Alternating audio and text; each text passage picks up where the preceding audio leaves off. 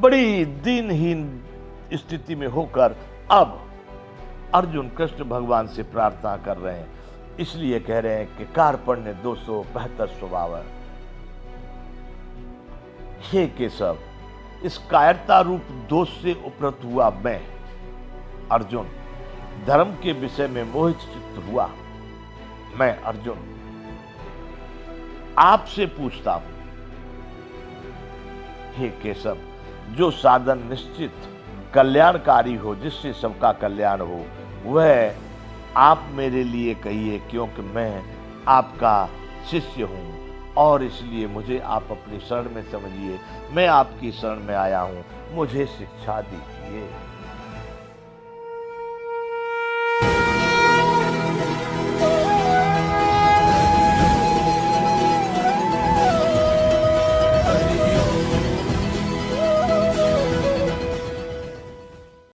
जय विश्व बंधु। गीता गान, संपूर्ण गीता ज्ञान ते पश्चते प्रमुखे धातराष्ट्र। बड़ा स्थिति बहुत विचित्र है उस समय पर अर्जुन की कि वह समझ नहीं पा रहे कि मुझे क्या करना चाहिए। उन्हें ये नहीं समझ रहे, लेकिन अर्जुन सत्यवादी, अर्जुन झूठ नहीं बोलते। इसलिए कृष्ण भगवान के सामने जैसी की तैसी यथा स्थिति बात कर रहे हैं कि महाराज, मैं नहीं जानता कि मुझे इनके साथ युद्ध करना चाहिए अथवा नहीं करना चाहिए। और हे केशव, मैं ये भी नहीं जानता युद्ध में हम जीतेंगे या ये जीतेंगे, किसकी विजय होगी। तीसरी बात कह रहे हैं कि हे केशव, जिनको मार करके मैं नहीं जीना चाहता, मेरे जीने की, इनको मार करके फिर जी के भी क्या करूंगा, क्या दिखाऊंगा, किसको बताऊंगा कि मैं जीत गया। वही धृतराष्ट्र के पुत्र हमारे सामने खड़े हैं। इतनी स्थिति उनकी विचित्र है, विषाद अभी दूर नहीं हुआ है, उनका पीड़ा वेदना दूर नहीं हुई है। इसलिए एकदम करुणा के भाव से व्यथित होकर अर्जुन कृष्ण भगवान से कह रहे हैं, कार्पण्य 272 स्वभाव पृच्छामि त्वाम धर्म सम्मूढ़ चेता। यच्छ्रेयः स्या निश्चितं ब्रूहि तन्मे, शिष्यस्ते हम साधि माम त्वाम प्रपन्नम।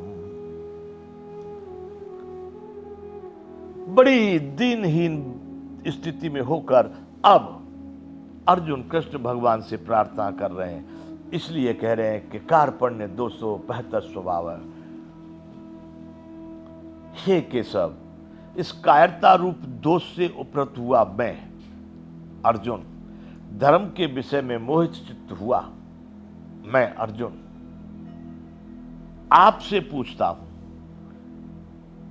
हे केशव, जो साधन निश्चित कल्याणकारी हो, जिससे सबका कल्याण हो, वह आप मेरे लिए कहिए, क्योंकि मैं आपका शिष्य हूं और इसलिए मुझे आप अपनी शरण में समझिए। मैं आपकी शरण में आया हूं, मुझे शिक्षा दीजिए।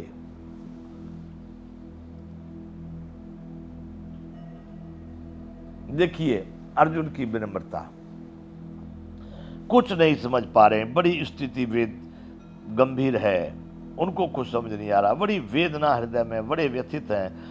तब फिर कृष्ण भगवान से ही पूछते हैं कि कार्पण्य 272 स्वभाव पृच्छामि त्वाम धर्म सम्मूढ़ चेता। यच्छ्रेयः स्या निश्चितं ब्रूहि तन्मे, शिष्यस्ते हम साधि माम त्वाम प्रपन्नम। महाराज, इस कायरता के, नपुंसकता के दोष से उपरत हुआ मैं आपसे पूछता हूं, इस धर्म के विषय में मैं धर्म अधर्म को नहीं समझ पा रहा। इसलिए महाराज, एक निश्चय करके आप एक निश्चयात्मक रास्ता मुझे बताइए। मेरे लिए कौन सा कल्याण का रास्ता होगा जिस पर मुझे चलना चाहिए। हे केशव, कृपा कीजिए, मैं आपका शिष्य हूं, आपसे पूछता हूं, मैं आपका शिष्य हूं और यहां युद्ध क्षेत्र में आपकी शरण में हूं। मेरा यहां पर दूसरा कोई सहारा या मुझे मार्गदर्शक दिखाई नहीं देता। हे केशव, आप मुझे बताइए कि मुझे इस समय पर क्या करना, निश्चित करके निर्णयात्मक स्थिति से तो कल्याण का रास्ता बताइए। मैं इस समय पर बड़ा कायर हो रहा हूं, बड़ा भयभीत हो रहा हूं, बड़ा डर रहा हूं महाराज। ऐसे में मुझे रास्ता नहीं दिखाई दे रहा, धर्म में भी मुझे कुछ समझ नहीं पड़ती है। इसलिए आप निश्चित किया हुआ कल्याणकारक जो रास्ता हो वो मुझे बताइए। मैं आपका शिष्य हूं और आपकी शरण में हूं। फिर कह रहे हैं अर्जुन, नहीं प्रपश्यामि मुमा पुनुद्या जक्षोक मुच्छोषण इंद्रियाणाम अवाप्य भूमा वसपत्न समृद्ध राज्यम सुराणामपि चाधिपत्यम। न प्रपश्यामि मुमा दक्षोक मच्छोषण इंद्रियाणाम अवाप्य भूमा समृद्ध राज्यम सुराणामपि चाधिपत्यम। हे केशव, इस भूमि में निष्कंटक धन दान से संपन्न इस राज्य को और देवताओं के स्वामीपन को भी प्राप्त होकर के मैं उस उपाय को नहीं देखता जो मेरी इंद्रियों को सुखाने वाले शोक को दूर कर सके। देखिए, अर्जुन यहां पर प्रश्न फिर कह रहे हैं, फिर केशव से कह रहे हैं, महाराज इस राज्य को तो जाने दो, ये राज्य मिल गया हस्तिनापुर का, लेकिन इतना ही नहीं, अगर देवताओं का भी राज्य मुझे मिल जाए, देवताओं का, तो भी महाराज मैं उस उपाय को नहीं देख रहा जो मेरी इंद्रियों को, मेरे मन चित्त बुद्धि में जो पीड़ा हो रही है, जिससे मुझे कष्ट हो रहा है, उसको दूर कर सके ऐसा उपाय मैं नहीं देख पा रहा हूं। कि मानो कि हमने युद्ध कर लिया, युद्ध जीत भी गए, इस राज्य को भी पा लिया, चलो इसके साथ में देवताओं का भी राज्य पा लिया, फिर भी महाराज मैं वह उपाय नहीं देखता जो कि मेरे मन चित्त बुद्धि अहंकार और इंद्रियों को जो कष्ट दे रहा है, जो सुखा रहा है, उसका कोई रास्ता निकले। बंधुओं, इस तरह से केशव से अर्जुन कह रहे हैं कि महाराज मेरी स्थिति बड़ी गंभीर है, आप मुझे रास्ता बताइए। मेरे पास में कोई ऐसा रास्ता नहीं है जिससे कि मैं अच्छा कार्य कर सकूं। अच्छा, मुझे मेरी मन इंद्रियों को बड़ा कष्ट हो रहा है, सूखी जा रहे हैं, इसलिए उनको सुखाने वाला कोई शोक न होवे, वैसा उपाय मैं नहीं देख रहा हूं, बताइए। तब संजय या फिर धृतराष्ट्र को बता रहे हैं कि महाराज इस प्रकार से अर्जुन बात कर रहा है। अर्जुन ने प्रश्न किया है श्री कृष्ण भगवान से, एवं वक्ता ऋषिकेशम गुणा के सह परंतप न योत्सि इति गोविंद मुक्त्वा तूष्णी बभूवः। एवं मुक्ता ऋषिकेश, इस तरह से अब ये संजय बता रहे धृतराष्ट्र को, महाराज इस तरह से निद्रा को जीतने वाला ऋषिकेश, निद्रा को जीतने वाला अर्जुन अंतर्यामी श्री कृष्ण भगवान के सामने मैं युद्ध नहीं करूंगा, ऐसा स्पष्ट कहकर चुप हो गया। मैं युद्ध नहीं करूंगा ऐसा कहकर के अर्जुन चुप हो गया। इस तरह से अर्जुन की बात सुनकर श्री कृष्ण भगवान तम वाच ऋषिकेश प्रसन्न भारत सेनी और भैरुमध्य विसीदंत मिदम वचः।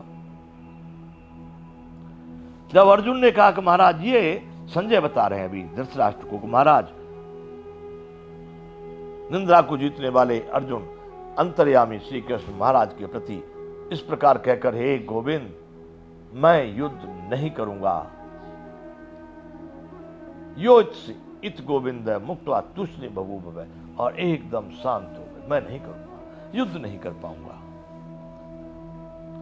हे भरतवंशी धृतराष्ट्र, संजय बता रहे हैं कि उस समय पर अंतर्यामी श्री कृष्ण महाराज दोनों सेनाओं के बीच में शोक करते हुए, बड़े वेदना, बड़े दुख में पड़े हुए उस अर्जुन को हंसते हंसते से ये वचन कहने लगे।